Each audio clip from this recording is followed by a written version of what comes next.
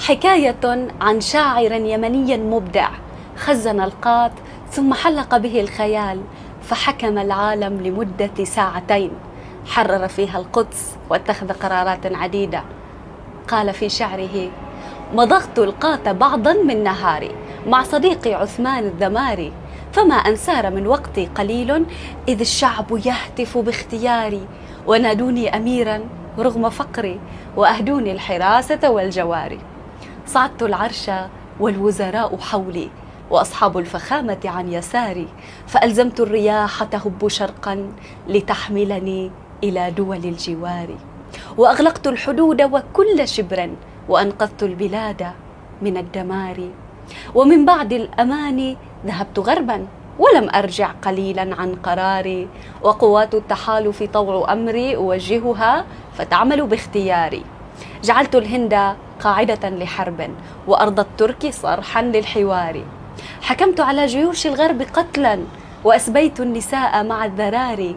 قهرت الفرس والرومان قهرا، وطوقنا عليهم بالحصار. ومن باريس أصدرنا قرارا بتجميد الموانئ والبحار. أخذت بايدن معبوتا قصرا، وبنيامين أسرع بالفرار. جعلت الروس ترجو أي حل، وأمريكا تطالب بالحوار.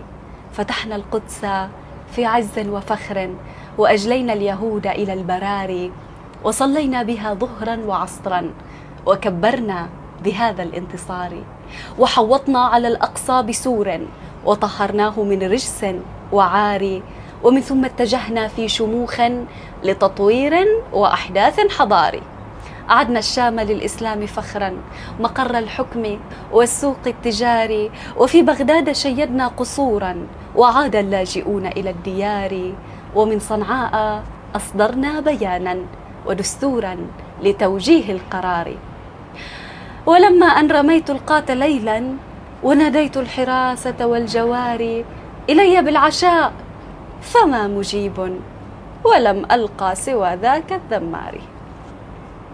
إنسان نبيل، حتى عندما حلق به الخيال فكر في العرب وفي الحلم العربي.